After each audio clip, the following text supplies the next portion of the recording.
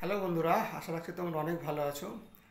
দেখো, আমাদের পশ্চিমবঙ্গে 2016 সালের স্কুল সার্ভিস কমিশনের রিক্রুটমেন্টের উপরে যে তোমার টিচার নিয়োগ হয়েছিল, সেই যে ঘোটালা কেস অনেকদিন ধরে চলছিল, যা হোক লাস্টে সুপ্রিম কোর্টের রায়টা অনেকটা পজিটিভ, খুব ভালো একটা রায় দিয়েছে।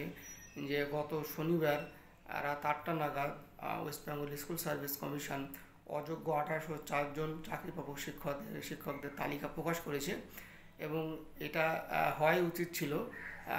এটা সুপ্রিম কোর্টের যে রায়টা দিয়েছে এটা অনেকটা ভালো রায় এবং পজিটিভ রায়। এতে করে কী হবে, তোমার অনেকে যে সুপ্রিম কোর্টের রায়ের প্রতি আমাদের বিচার ব্যবস্থার প্রতি অনেকে ভরসা পাবে।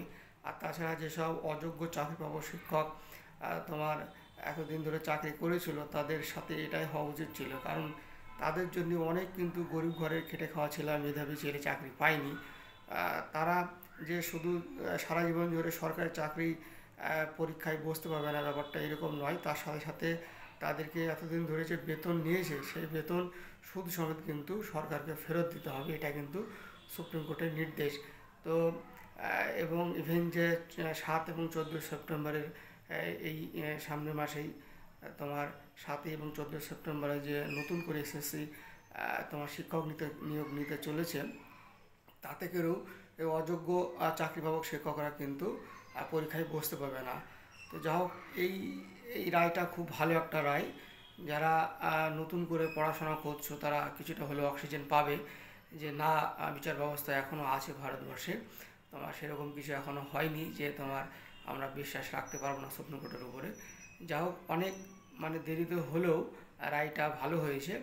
এবং অযোগ্য যে চাকরি পাবো শিক্ষক, তাদের সঙ্গে এটাই হওয়া উচিত ছিল। আমার তো তাই মনে হয়। তোমাদের কি মনে হয় কমেন্ট সেকশানে জানাবে। কারণ এই সব মানে ফ্রড চাকরি পাবো মানে শিক্ষক, মানে এরাই মানে আমাদের সমাজে মেরুদণ্ড। খারাপ কথা বলতেও মানে বিবেকে লাগে, তবু বলতে বাধ্য হচ্ছি। এরা কেন যে ফ্রড করে চাকরি নিয়েছে, মানে একটা মানে যাদেরকে মানে কি বলবো সোসাইটির মেন মেরুদণ্ড হিসেবে ধরা হয়, তারা অনেক ছাত্রকে তৈরি করে, তারা ভবিষ্যতের ফিউচার হয়। কিন্তু তারাই যদি এরকম ফ্রড করে একটা স্কুলে পড়ায়, তাহলে বাচ্চারা কী শিখবে আর কী শেখাবে, মানসিকতাই বা কী হবে।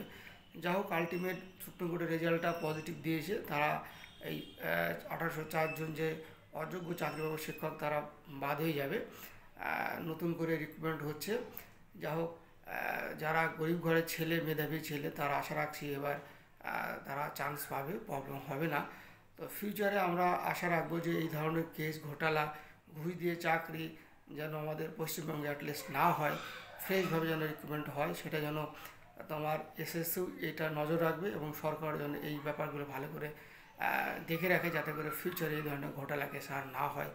তো সবাই ভালো থাকবে। আর 7 এবং 14 সেপ্টেম্বরে যে নতুন এসএসসি নিয়োগের পরীক্ষা হচ্ছে শিক্ষক নিয়োগের, সেটা তোমরা ভালো করে পরীক্ষা দাও। আর সবাই পজিটিভ থাকবে। সবাই ভালো থেকো। Thank you so much.